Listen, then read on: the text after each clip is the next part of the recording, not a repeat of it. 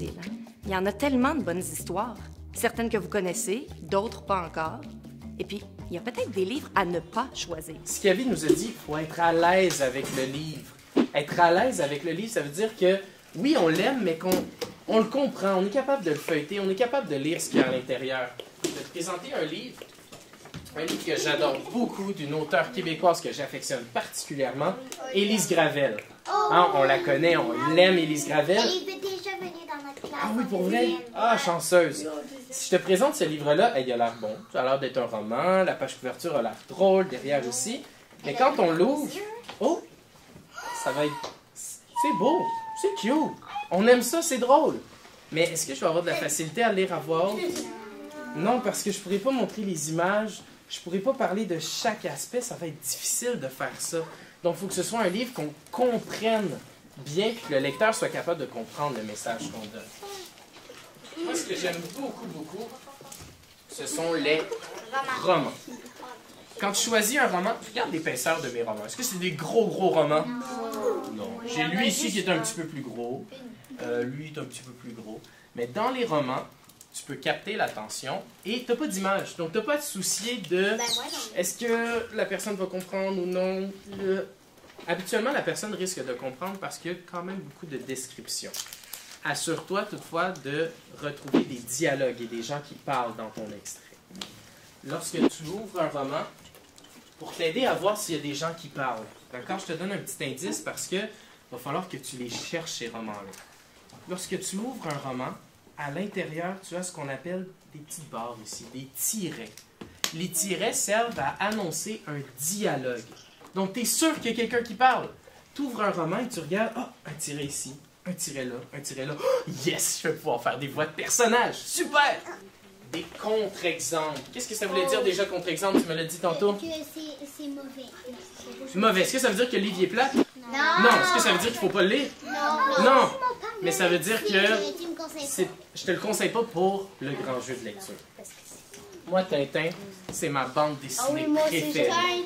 Tintin écrit par Hergé, un auteur, illustrateur belge, un BDiste. C'est excellent comme BD.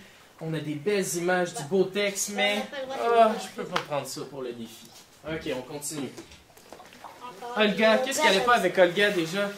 Je l'aime, ce roman-là, ce livre-là, mais qu'est-ce qui fonctionne pas avec Olga?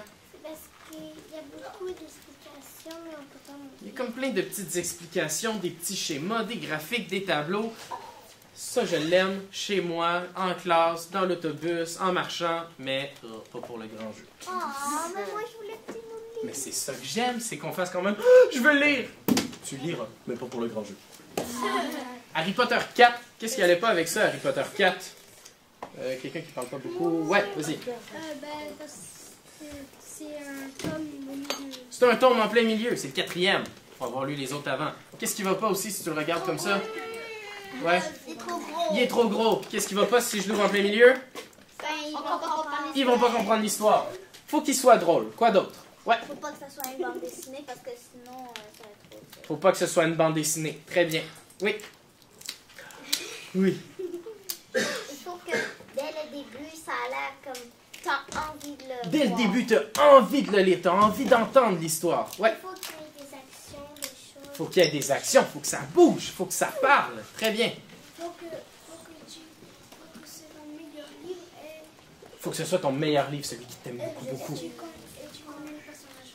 Et tu connais les personnages. Ben oui, on a parlé dès le début, hein, je t'avais dit McGonagall. C'est qui ça, McGonagall? C'est un homme, c'est une femme, c'est un oiseau, c'est un cochon, on sait pas. OK?